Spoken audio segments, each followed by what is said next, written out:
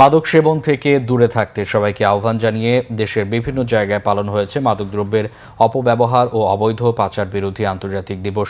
দিবসটি উপলক্ষে ময়মনসিংহে শোভাযাত্রা, আলোচনা সভা, রচনা ও চিত্রাঙ্কন প্রতিযোগিতা আয়োজন করা হয়।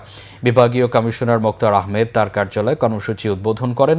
এদিকে খাগড়াছড়ি জেলা প্রশাসন ও মাদকদ্রব্য নিয়ন্ত্রণ অধিদপ্তর এর আয়োজনে একটি বর্ণাঢ্য র্যালি শহরের গুরুত্বপূর্ণ সড়ক ঘুরে জেলা প্রশাসকের সম্মেলন কক্ষে আলোচনা সভা করে। হবিগঞ্জে দিবসটি উপলক্ষে উৎসব বন্ধন র্যালি ও আলোচনা সভা হয়েছে। পঞ্চগড়ে জেলা প্রশাসকের কার্যালয়ে চত্বরে দিবসের সূচনা হয়, পরে একটি বর্ণাঢ্য শোভাযাত্রা বের করা হয়।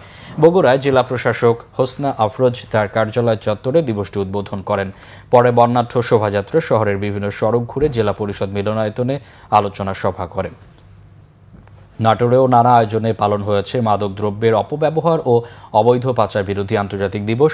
ব্রাহ্মণবাড়িয়ায় সিঙ্গারবিল ইউনিয়নের চাওড়া কবি সানাউল হক কলেজ মিলনায়তনে জনসচেতনামূলক সভা অনুষ্ঠিত হয়েছে। এতে সভাপতিত্ব করেন 25 বিজিবির অধিনায়ক লেফটেন্যান্ট কর্নেল জব্বার আহমেদ।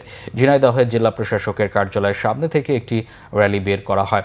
পরে জেলা প্রশাসকের সম্মেলন কক্ষে হয় আলোচনা সভা। এ সময় চিত্রাঙ্কন ও রচনা প্রতিযোগিতায় বিজয়ীদের মাঝে পুরস্কার বিতরণ করা হয়।